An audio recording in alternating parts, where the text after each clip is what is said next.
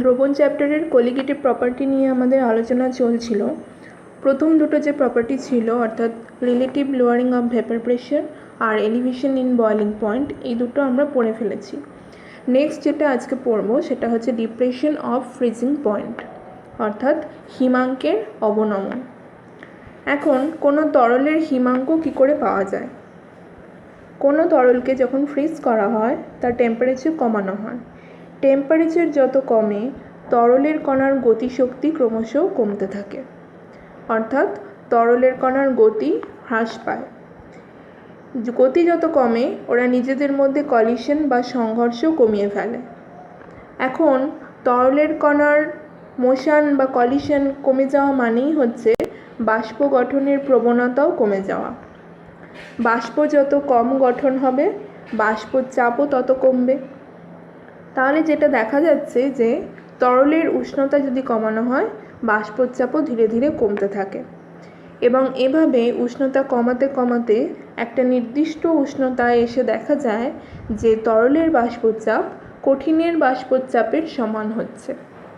এখন তোমরা বলবে কঠিনের আবার বাষ্পচাপ কী? কঠিন থেকে তো বাষ্প হয়ই না, তো সেখানে বাষ্পচাপ কী?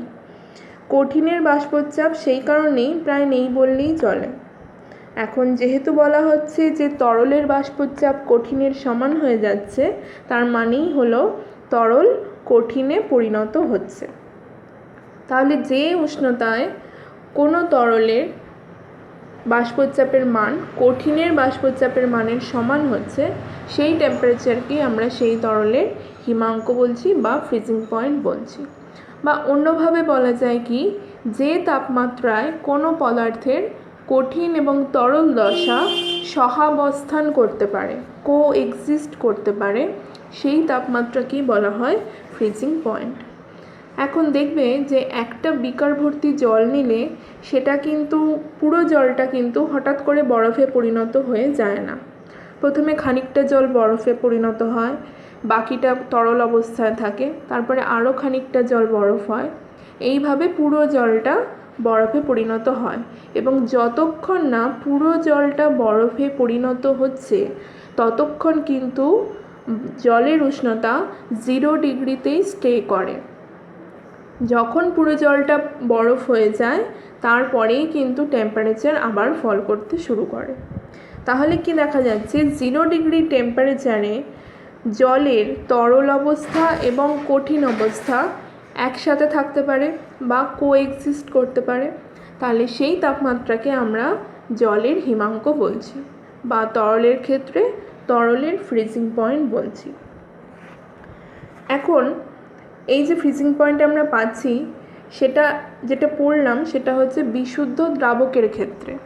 এখন দেখব যে দ্রাবকের মধ্যে যদি দ্রাব যোগ করা হয় তাহলে সেক্ষেত্রে কি ফ্রিজিং পয়েন্ট একই থাকে নাকি কোনো রকম চেঞ্জ আসে।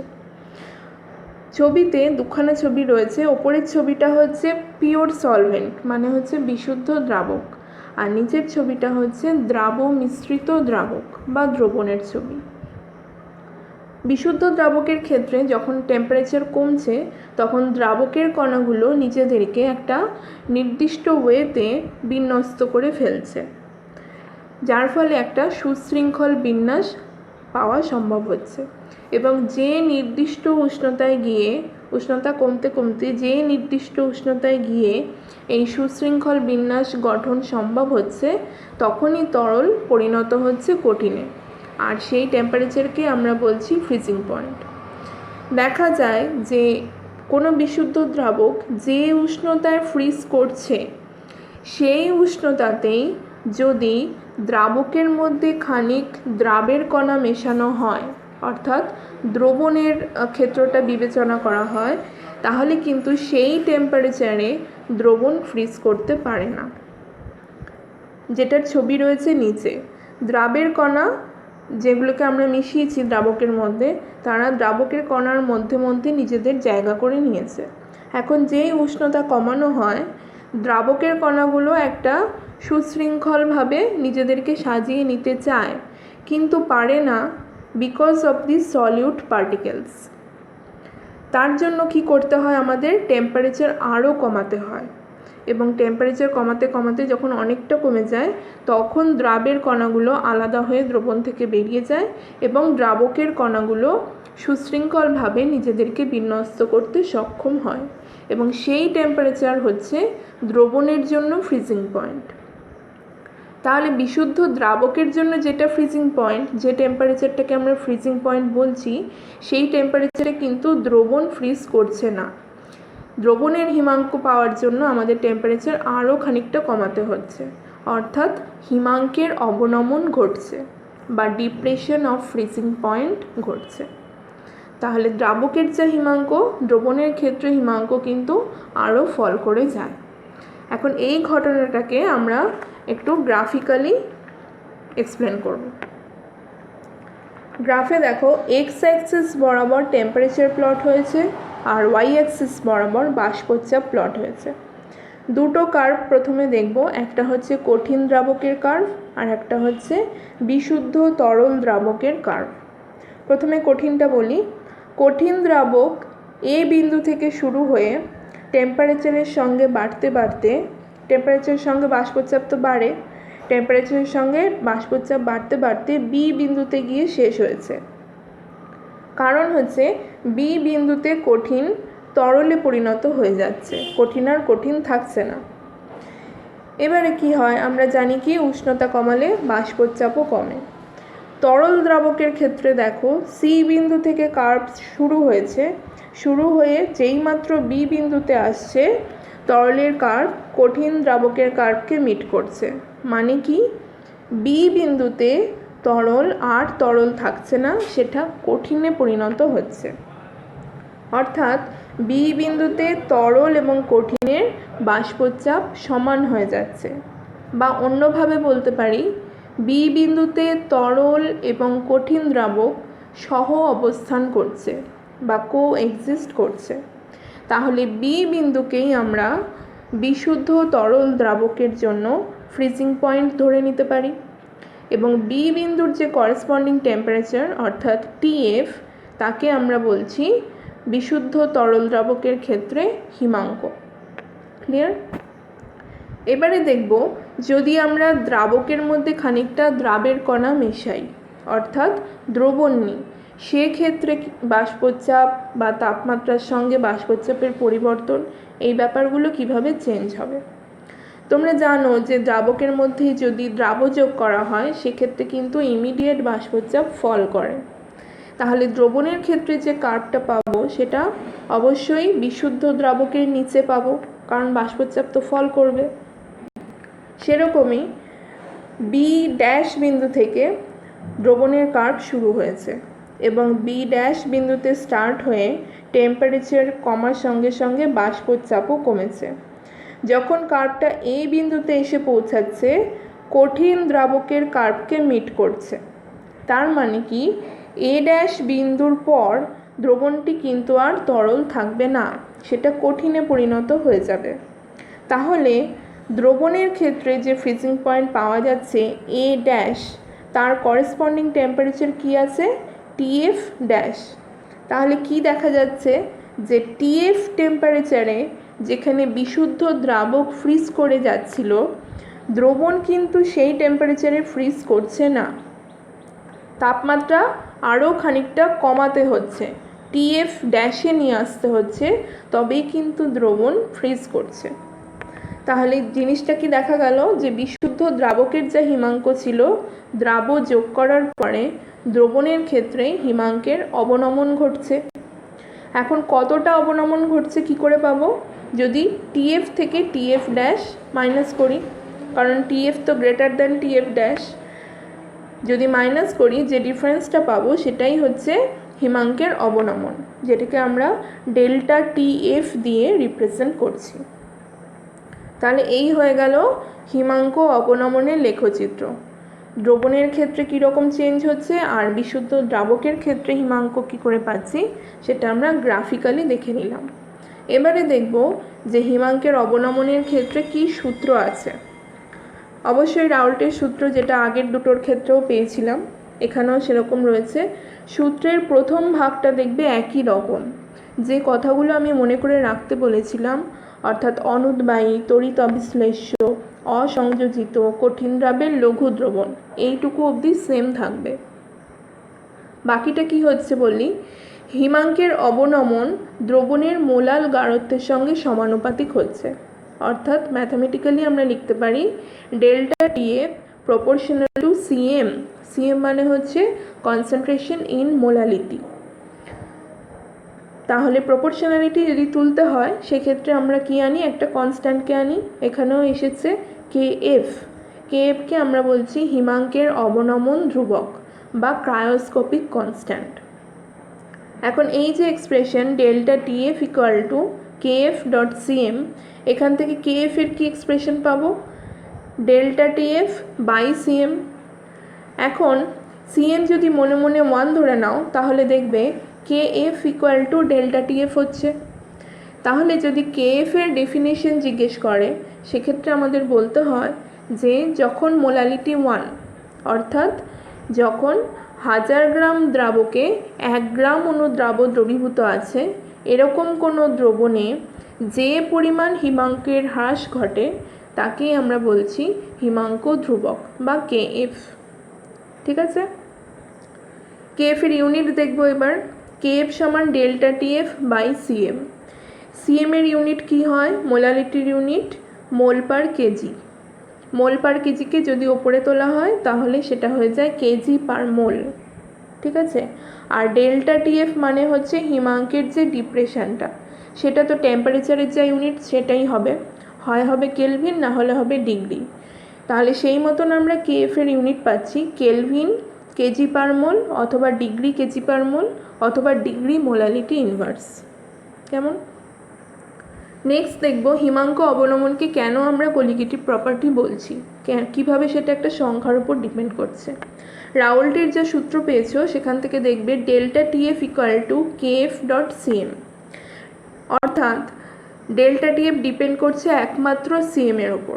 যেহেতু কেএফ হচ্ছে কনস্ট্যান্ট, কেএফ এর তো কোনো ভ্যারিয়েশন হয় না, এটা কনস্ট্যান্ট, তাহলে একমাত্র ও নির্ভর করছে মোলাল গাঢ়ত্বের ওপর।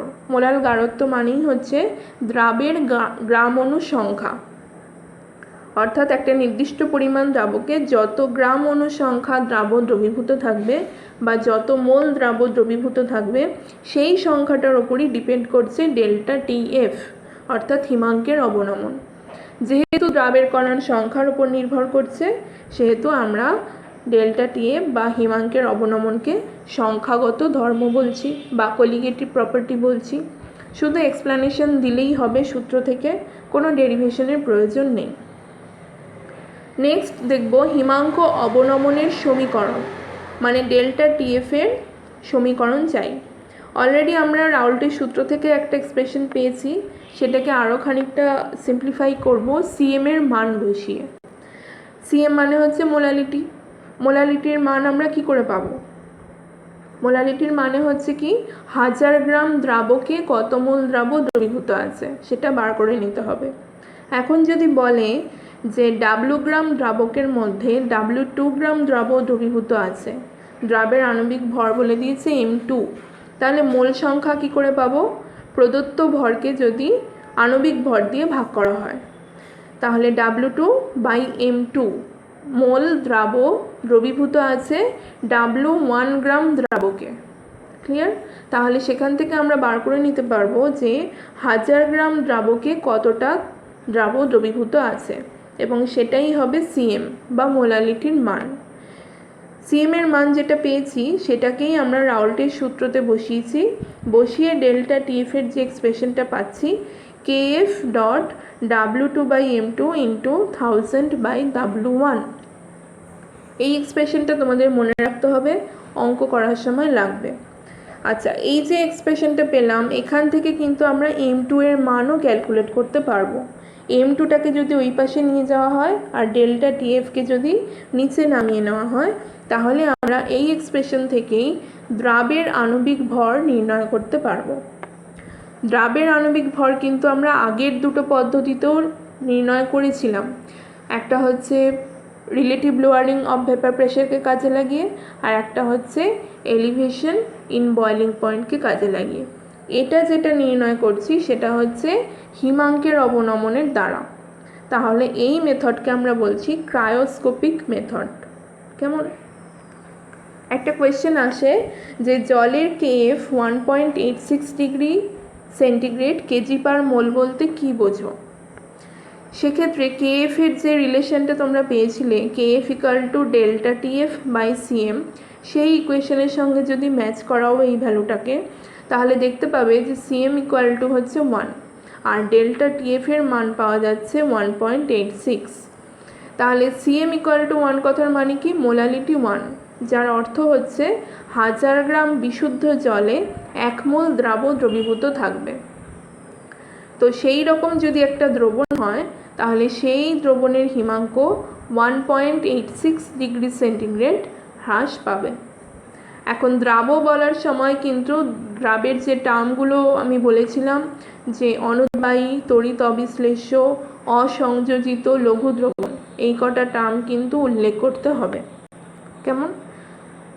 আচ্ছা, কেএফ এর আরও একটা ইকুয়েশন মনে রাখতে হবে যেটা ডেরিভেশন ক্লাস 12-এর সিলেবাসে নেই, কিন্তু এক্সপ্রেশনটা মনে রেখে দিতে হবে প্রবলেম সলভের জন্য।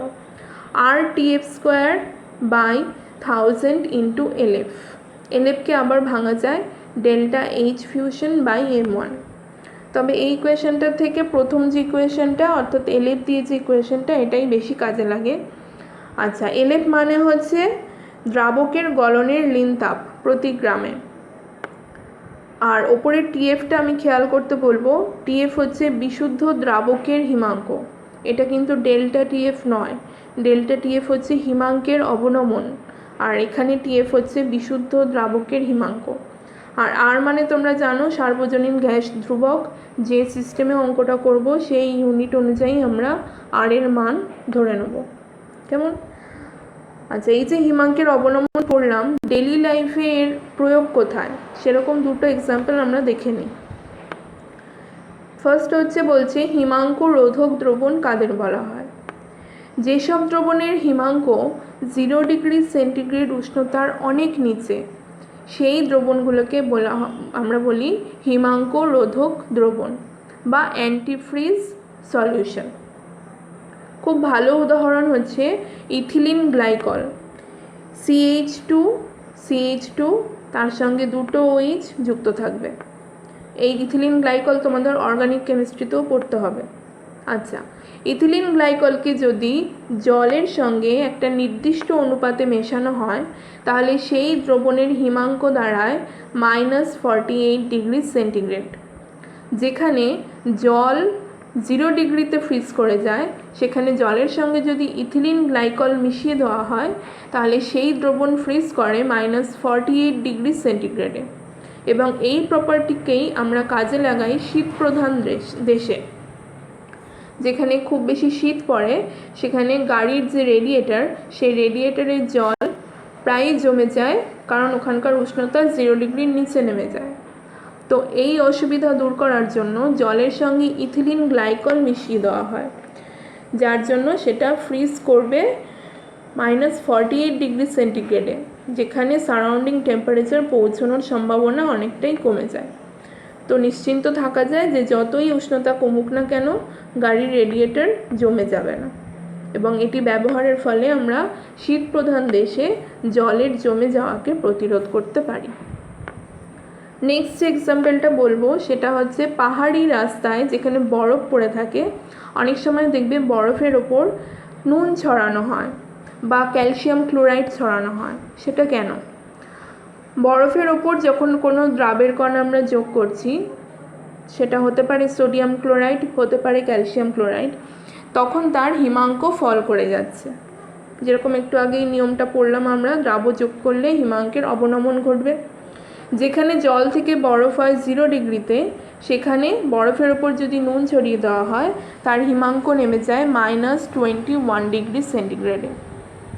যদি ক্যালসিয়াম ক্লোরাইড ছড়ানো হয় সেটা নেমে যায় -55 ডিগ্রি সেন্টিগ্রেডে।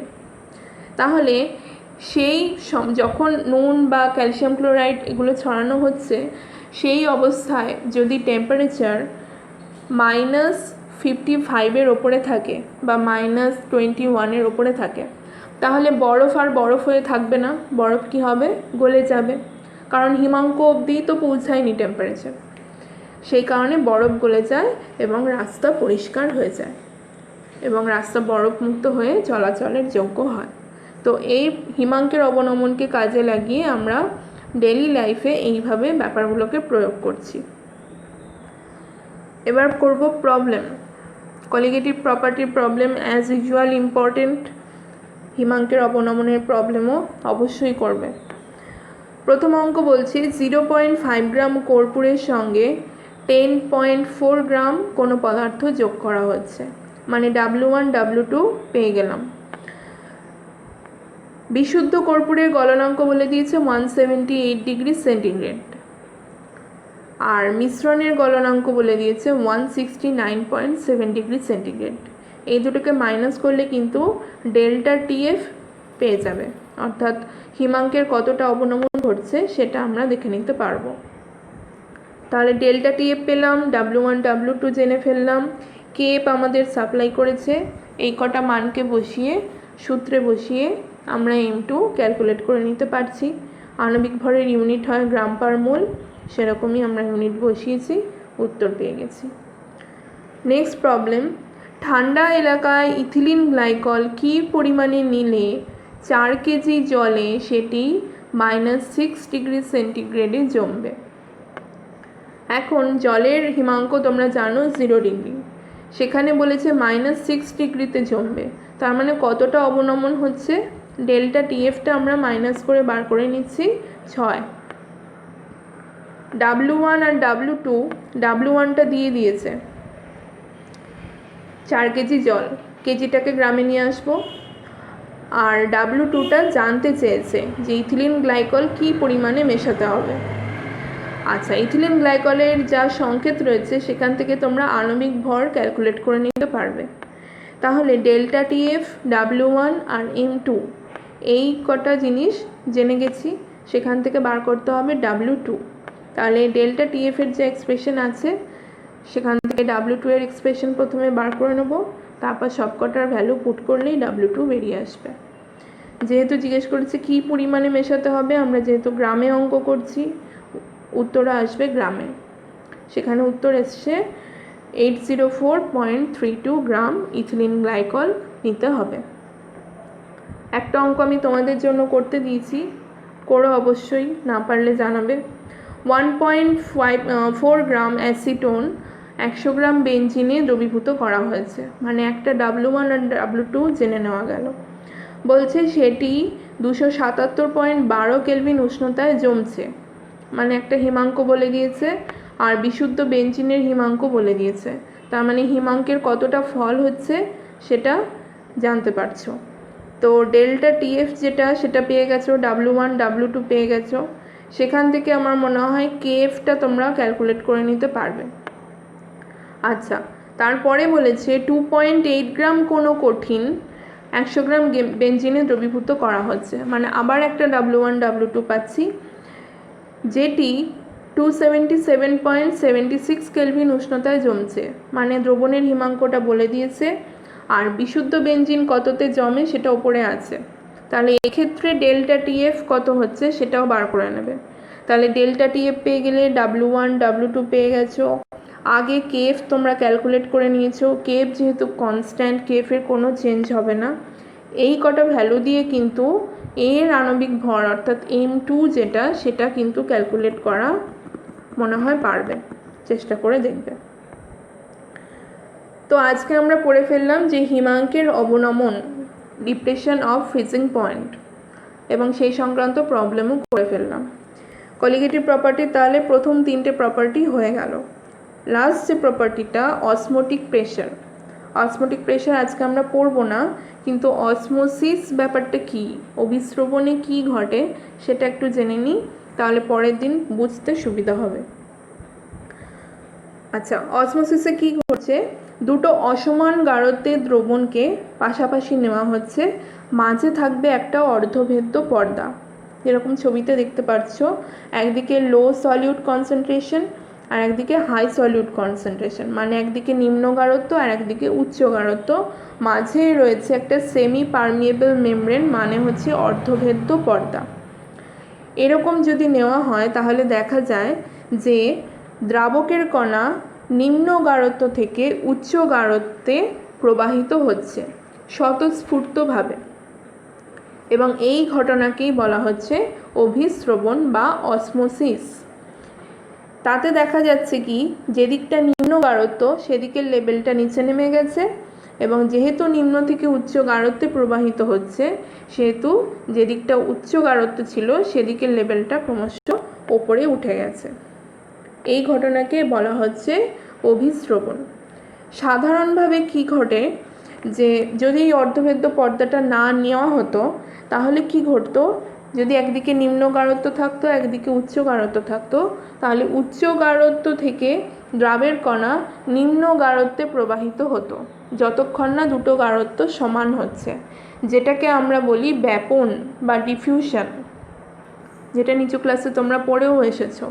কিন্তু এক্ষেত্রে যেহেতু অর্ধভেদ্য পর্দা নেওয়া হচ্ছে সেই কারণেই কিন্তু নিম্ন থেকে উচ্চ গাঢ়ত্বে দ্রাবকের কণা মুভ করছে, এবং এটাকে আমরা বলছি অসমোসিস বা অভিস্রবণ। তাহলে অসমোসিস আর ডিফিউশন সম্পূর্ণ দুটো বিপরীত প্রক্রিয়া। এখন এই যে অর্ধভেদ্য পর্দা আমরা বারবার বলছি সেমি পারমিয়েবল মেমব্রেন, এই পর্দাটা কি? অর্ধভেদ্য কেন বলা হয়? যে কেউ কেউ ভেদ করতে পারে, কেউ কেউ পারে না। যে সকল পর্দার মধ্যে দিয়ে দ্রাবকের কণা অবাধে উভয় দিকেই চলাচল করতে পারে সেই পর্দাকে আমরা বলছি অর্ধভেদ্য পর্দা। দ্রাবের কণা কিন্তু এই পর্দা ভেদ করতে পারে না। তাহলে দ্রাবকের কণার জন্য ভেদ্য, কিন্তু দ্রাবের কণার জন্য ভেদ্য নয়, সেটাকেই আমরা বলছি অর্ধভেদ্য পর্দা বা সেমি পারমিয়েবল মেমব্রেন। প্রাকৃতিক অনেক অর্ধভেদ্য পর্দা রয়েছে, যেরকম মাছের পটকা আর ডিমের যে সাদা খোলস, সেই খোলসের ঠিক ভেতরেই একটা পাতলা সাদা স্ক্রিন থাকে, সেটাও কিন্তু অর্ধভেদ্য পর্দারূপে কাজ করে। সেলোফেন পেপার, পার্চমেন্ট পেপার, এগুলো হচ্ছে সব সেমি পারমিয়েবল মেমব্রেন। কিশমিশের যে বাইরের খোসা সেটাও কিন্তু অর্ধভেদ্য পর্দারূপে কাজ করে।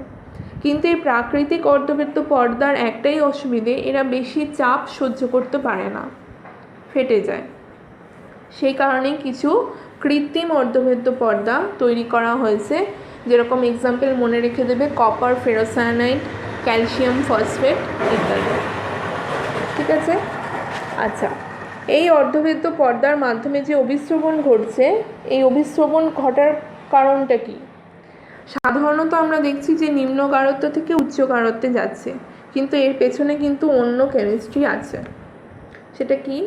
যেরকম তাপের ক্ষেত্রে তোমরা দেখেছো যে তাপ সবসময় উষ্ণ অঞ্চল থেকে নিম্ন উষ্ণতাযুক্ত অঞ্চলে প্রবাহিত হয়। তড়িতের ক্ষেত্রে কি দেখেছো? যে উচ্চ বিভব অঞ্চল থেকে নিম্ন বিভব অঞ্চলে প্রবাহিত হয়। এখানেও কিন্তু সেম জিনিসই ঘটছে। যেদিকে লঘু দ্রবণ নিচ্ছি আর যেদিকে গাঢ় দ্রবণ নিচ্ছি, লঘু দ্রবণের বিভব কিন্তু হাই থাকে, অর্থাৎ উচ্চ রাসায়নিক বিভব থাকে যেদিকে নিম্ন গাঢ়ত্ব থাকে সেই দিকটায়, আর যেদিকে উচ্চ গাঢ়ত্ব থাকে সেদিকে কিন্তু রাসায়নিক বিভব কম থাকে। এবং সেই কারণেই দ্রবণে উপস্থিত দ্রাবকের রাসায়নিক বিভব বিশুদ্ধ দ্রাবকের অপেক্ষা কম হয়, এবং সেই কারণেই বিশুদ্ধ দ্রাবকের অণু স্বতঃস্ফূর্তভাবে অর্ধভেদ্য পর্দার মধ্যে দিয়ে উচ্চ রাসায়নিক বিভব থেকে নিম্ন রাসায়নিক বিভবে প্রবাহিত হয়। যদি লঘু দ্রবণের জায়গায় বিশুদ্ধ দ্রাবক নাও এবং গাঢ় দ্রবণের জায়গায় যদি কোনো দ্রবণ নাও, অর্থাৎ একদিকে নিচ্ছ বিশুদ্ধ দ্রাবক, অন্যদিকে নিচ্ছ দ্রাবকের সঙ্গে দ্রাবযোগ করে সেই দ্রবণ, তাহলে সেক্ষেত্রেও কিন্তু বিশুদ্ধ দ্রাবকের ক্ষেত্রে রাসায়নিক বিভব উচ্চ থাকে এবং দ্রবণের ক্ষেত্রে রাসায়নিক বিভব নিম্ন থাকে, এবং সে কারণেই বিশুদ্ধ দ্রাবক থেকে দ্রবণের দিকে দ্রাবকের কণা অর্ধভেদ্য পর্দা ভেদ করে চলাচল করে। বাষ্পচাপ দিয়েও একটা ব্যাখ্যা দেওয়া যায়, বিশুদ্ধ দ্রাবকের ক্ষেত্রে তোমরা জানো যে বাষ্পচাপ বেশি হয়। যদি দ্রাবকের সঙ্গে দ্রাব্য যোগ করা হয় তখনই কিন্তু বাষ্পচাপ ফল করে যায়। তাহলে বিশুদ্ধ দ্রাবক আর দ্রবণ যদি পাশাপাশি নেওয়া হয়, বিশুদ্ধ দ্রাবকের ক্ষেত্রে বাষ্পচাপ থাকবে বেশি আর দ্রবণের ক্ষেত্রে বাষ্পচাপ থাকবে কম।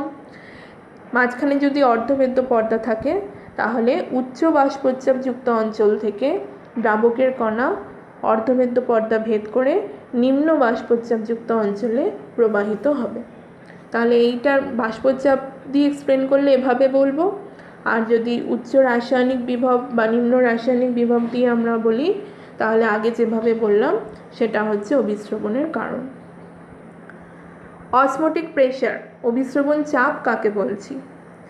তিনটে ছবি রয়েছে। প্রথম ছবিতে দেখানো হচ্ছে যে একদিকে বিশুদ্ধ দ্রাবক নেওয়া হয়েছে, একদিকে দ্রবণ নেওয়া হয়েছে, মাঝখানে অর্ধভেদ্য পর্দা রয়েছে। সেকেন্ড ছবিতে দেখানো হচ্ছে যে কিভাবে অসমোসিস হচ্ছে, অর্থাৎ নিম্ন গাঢ়ত্ব থেকে উচ্চ গাঢ়ত্বে দ্রাবকের কণা প্রবাহিত হয়ে একদিকের লেভেল উঠে গেছে, একদিকের লেভেল নিচে নেমে গেছে। এখন এই অসমোসিসকে যদি আমরা বন্ধ করতে চাই তাহলে কি করতে হবে? যেদিকের লেভেলটা উঠে যাচ্ছে সেই দিকে যদি একটা চাপ প্রয়োগ করা যায় তাহলে আর লেভেল উঠতে পারবে না, অসমোসিস বন্ধ হবে। অর্থাৎ দ্রবণের ওপরে যে মিনিমাম এক্সট্রা প্রেশার দিয়ে অভিস্রবণ প্রসেসটাকে বন্ধ করতে হয় সেই প্রেশারটাকে বলা হচ্ছে অভিস্রবণ চাপ বা অসমোটিক প্রেশার। যে ন্যূনতম অতিরিক্ত চাপটা দেওয়া হয়, যেটা এখানে রেড অ্যারো দিয়ে দেখানো হয়েছে। Osmotic pressure equal to applied pressure to stop osmosis, মানে অভিস্রবণকে বন্ধ করতে যে মিনিমাম প্রেশারটা আমরা অ্যাপ্লাই করছি এটাই হচ্ছে অসমোটিক প্রেশার, এবং একে পাই দ্বারা চিহ্নিত করা হয়। অসমোটিক প্রেশার নিয়ে আরও ডিটেলসে আলোচনা আমরা পরের দিন করব। সেই সংক্রান্ত বিভিন্ন সূত্র রয়েছে দেখব, এবং একে কেন কলিগেটিভ প্রপার্টি বলা হচ্ছে সেই নিয়েও আমরা আরও বিস্তারিত আলোচনায় যাব। আজকে তাহলে এইটুকুই থাকলো। Thank you.